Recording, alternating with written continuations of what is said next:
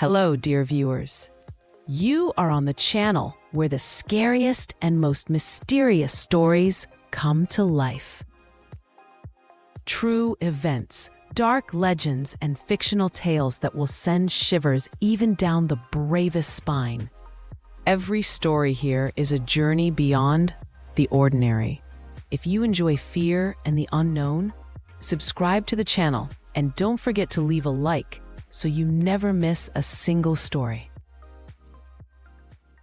Today I will tell you a story that changed my life forever. This is not just a memory, it is the pain and sorrow of everyone who survived the terrible explosion at New London School in 1937. Don't forget to subscribe to the channel and hit like. Stories like this must be remembered so that such tragedies never happen again. He woke up on the morning of March 18, 1937, just like any other day, getting ready for school in the small Texas town of New London. His name was Jack, and he was a student at New London School, a place that felt more like a second home than just a building. He remembered how that morning the halls were filled with laughter and chatter, students rushing to their classes, teachers preparing their lessons. Everything seemed so normal.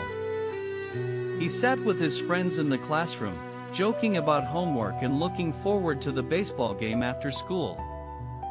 He never imagined that within hours, his entire world would be shattered by a disaster no one saw coming. He heard the bell ring for the afternoon classes, and everyone moved through the halls, some to the science lab, others to the woodshop.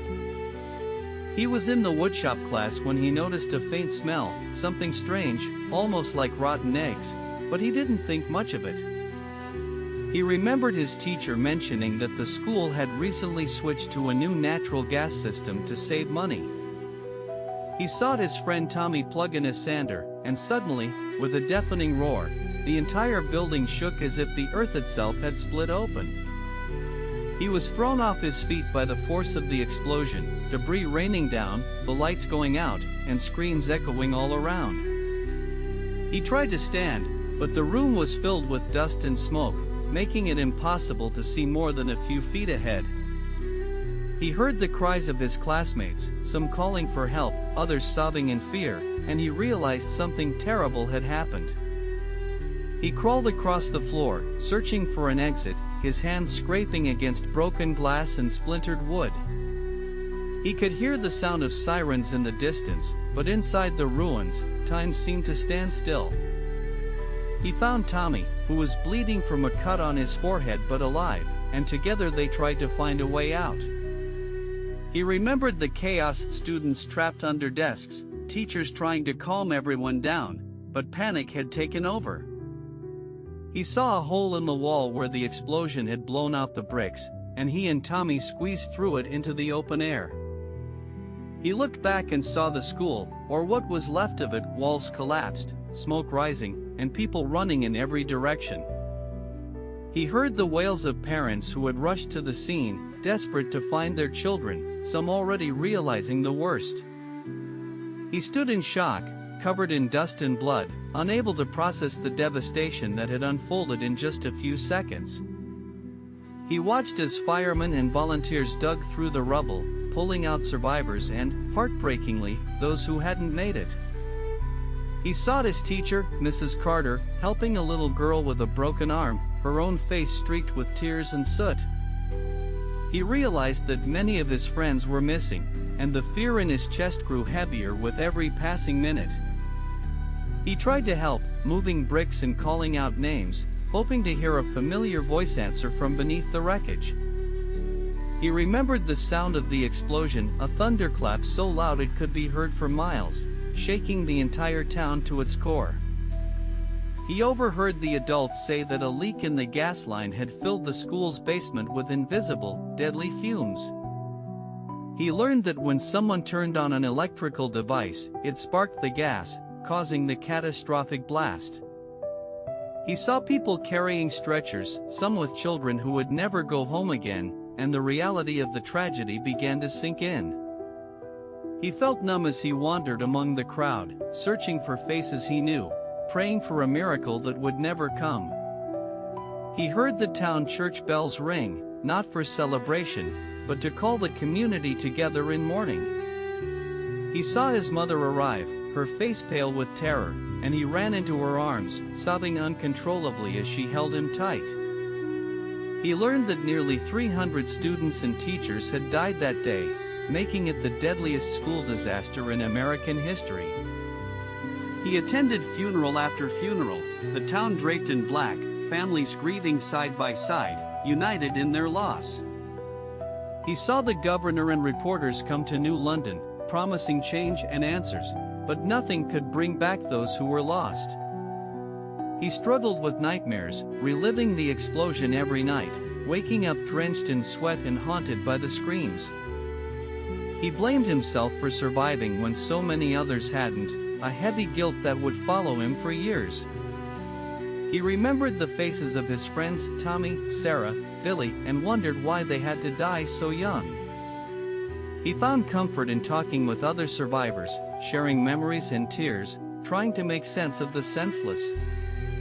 He learned that after the tragedy, laws were changed to require gas companies to add a smell to natural gas, so leaks could be detected.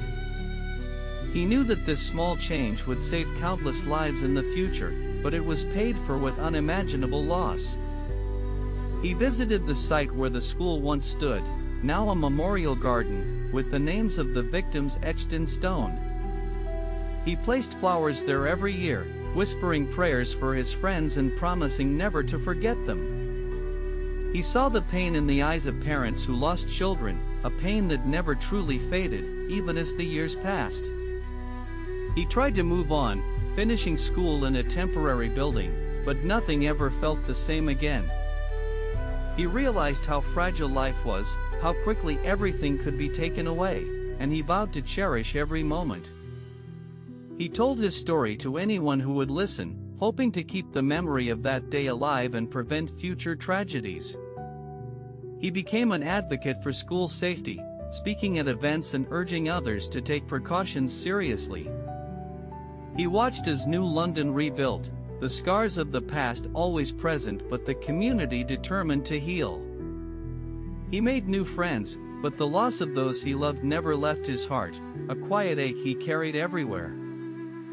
He learned to find hope in small things, a sunrise, a kind word, the laughter of children playing safely. He understood that grief would always be a part of him, but so would the courage to keep living and loving. He saw how the tragedy brought people together, neighbors helping neighbors, strangers comforting each other in their darkest hour. He honored the memory of the lost by living a life of kindness, compassion, and gratitude for every new day.